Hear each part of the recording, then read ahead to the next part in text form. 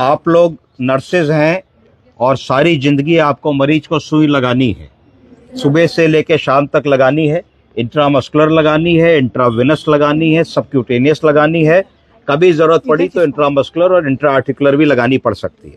तो आज हम आपको एक पहेली देने वाले हैं। क्या देने वाले हैं? पहेली शुरू करूं कि पहले मैं बता दूं कि पहेली कैसे करनी है? चलो, तो अगर मैं पहले बताऊं कि पहेली कैसे करनी है, तो आपके हाथ में एक वाइल है। क्या है? वाइल। इस वाइल में पढ़िए क्या लिखा है अनुष्का जी? फॉर्सुमाइड इंजेक्शन आईपी। इंजेक्शन फुरेसेमाइड लिखा हुआ है। और पढ़िए कितने मिलीग्राम लिखा है? टॉर्सिमाइड, ये यहाँ पे लिखा होता है 2 ml। 10 मिलीग्राम लिखा है, पर ml लिखा है। ठीक है, तो आपके हाथ में एक एम्प्यूल है, उस एम्प्यूल में फ्यूरेसेमाइड लिखा है। फ्यूरेसेमाइड 10 मिलीग्राम पर ml लिखा है। कितने ml का एम्प्यूल है ये? 2 ml। 2 ml का है, तो इसमें कितने मिलीग्राम फ्यूरेसेमाइड हो गई? 10 mg। 10 कैसे हुई? 10 तो 1 ml में थी। 20। ठीक है, यही खेल है।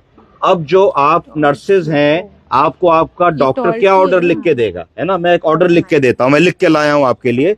मैंने लिखा, एक मरीज आया, उसकी दिल की गति 200 चल रही है। कितनी चल रही है? 200 होनी चाहिए। कितनी? 72। तो 72 की जगह दिल की गति 200 हो गई। इसको क्या कहेंगे? हाइपरटेंशन नहीं,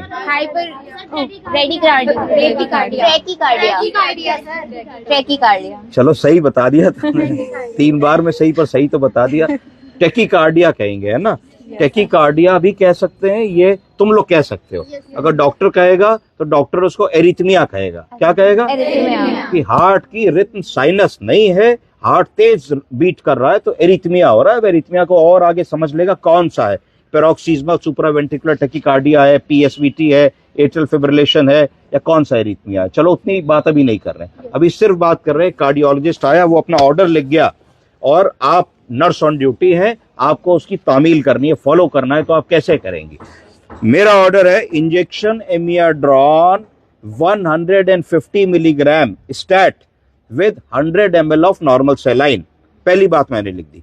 फिर मैं लिखता हूं followed by injection amiodarone 60 milligram per hour for next 6 hours. उसके बाद मैं लिखता हूं then injection amiodarone 30 ml per hour for next 18 hours.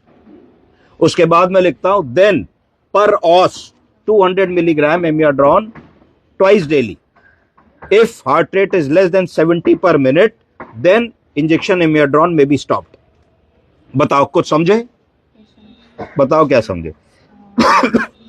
ये इंजेक्शन एमियाड्रॉन का एम्पुल तुम्हारे लिए। सर ये 100 ml में ये एम्पुल 100 ml में इंजेक्ट करके पेशेंट को जितने हावर्स को सर आपने लिखा है उतने हावर्स में इसको चढ़ाना है। यही तो खेल है जो गलत कर रही हो। तुमसे कहा गया injection amiodarone 150 milligram with 100 ml saline stat. तो पहले तो तुमको पता हो कि इंजेक्शन एमियाड्रॉन 150 मिलीग्राम में एक एम्पुल लगेगा, आधा लगेगा कि पूरा लगेगा? कैसे पता करोगी? बताओ।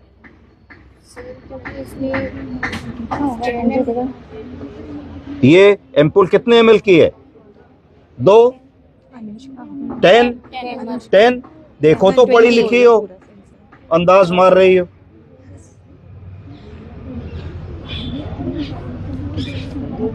कुछ ही नहीं पढ़ पा रही हो? नहीं सर ये 10 ml। कहाँ 10 ml है? 2 ml है। लो बहुत यहाँ पे सर 3 ml का ठीक है, तो ना 2 है ना 10 है। कितना है? 3 ml। अब पढ़ो कि पर ml कितने mg है इसमें?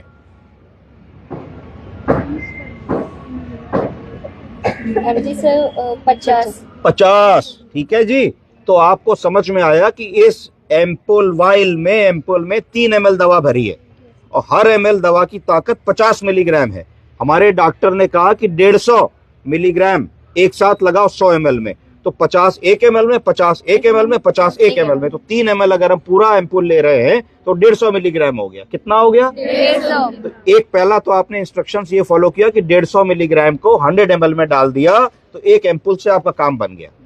ठीक, उसके बाद उसने कहा ये लगाने के तुरंत बाद क्या करो, उसने कहा कि 60 मिलीग्राम पर आवर के हिसाब से दवा देनी है अगले 8 घंटे तक। ये पहली कैसे करोगे?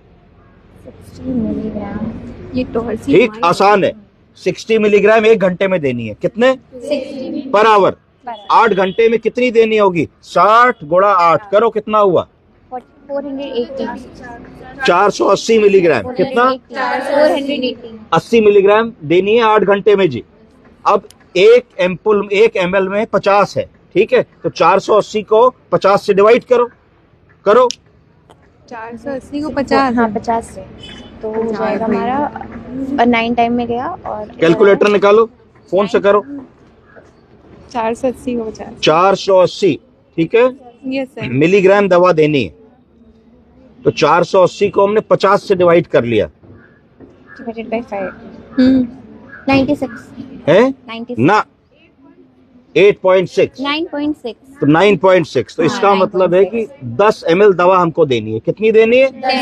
9.6 को 10 माना जा सकता है। तो एक एम्पुल में 3 ml है, तो 3 पूरे एम्पुल तोड़ोगी तो 3 3 9 हो जाएगा, और चौथे एम्पुल से 0.6 ले लोगी तो 9.6 हो जाएगा। तो 9.6 ml दवा को तुम्हें देना है अगले कितने घंटे में? 8 घंटे में।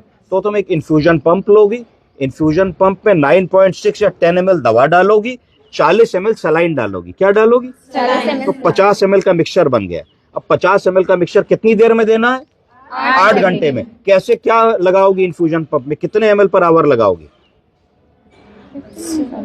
नहीं सर 50 को 8 से डिवाइड करोगी, करो फोन में। सर हमारा आ जाएगा नहीं 6 पॉइंट कुछ ml, यस सर तो 6 पॉइंट कुछ ml पर आवर अगर तुम लगा रही हो दवा को, तब अगले 8 घंटे में जितनी दवा तुम्हारे डॉक्टर ने कही है वो तुम दे दोगी। तीसरी पहेली, जब 8 घंटे बीत गए तब उन्होंने ये कहा कि अब अगले 18 घंटे तक 30 ml पर आवर जाना है। कितना जाना है? 30 mg। तो 30 mg 1 घंटे में जाएगा, तो 18 घंटे में कितना mg हो गया? 540। कितना? 540 अब 540 mg को कैसे निकालोगे? कितने एम्पुल लगेंगे? निकालो। 540 को 540 डिवाइडेड बाय 3 है 50 से डिवाइड करोगे 10.8 10.8 ml दवा लगेगी। कितनी लगेगी? 10.8 अगली जो खुराक बनाओगे 8 घंटे बाद वो 10.8 ml की बनाओगे। तो कैसे लोगे? 3 ml 3 ml 3 ml 9 हो गया। फिर तुमको 1.8 ml तीसरे वाइल से लेना है, यानी कि 1.2 ml वेस्ट हो जाएगा। इतना लोगे 10.11 ml, और 39 cc सलाइन लोगे।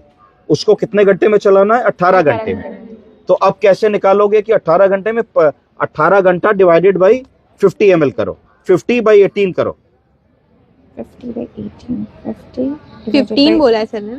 50 बोला है 2.7 तो 2.7 ml पर आवर अगर चलाओगे तब उतनी सारी दवा कितने घंटे में जाएगी? 18 घंटे में।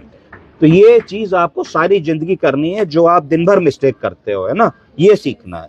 ठीक है, फिर डॉक्टर ने कहा 18 घंटे के बाद इन्फ्यूजन बंद हो जाएगा। पीओ मतलब परोस, मुंह से जो गोली दी जाती है उसको परोस कहते हैं। 200 मिलीग्राम पर आवर हमको देनी। तो फिर आपने इतना करने के बाद, यानी कि पहले एक स्टैट दवा, फिर 8 घंटे की दवा, फिर 18 घंटे की दवा, सब ओवर में देते चले जाना है। फिर ओवर में देना है कि 18 घंटे के बाद ये गोली है, इसको बीडी हमको शुरू करना है। एक चीज और मैंने बताई थी कि क्या कैप है? कैप है कि अगर 70 से कम हार्ट रेट होगा तो दवा रोक देनी।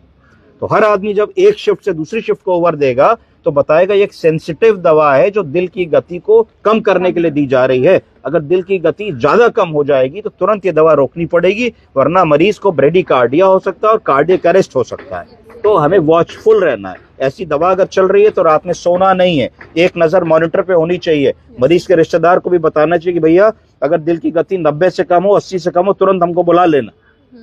ठीक है, आप सीखे, अच्छा लगा आपको? यस सर ये चीज हमेशा ध्यान दीजिएगा। ये बिल्कुल गलत सोच है कि एम्पुल तोड़ो लगा दो।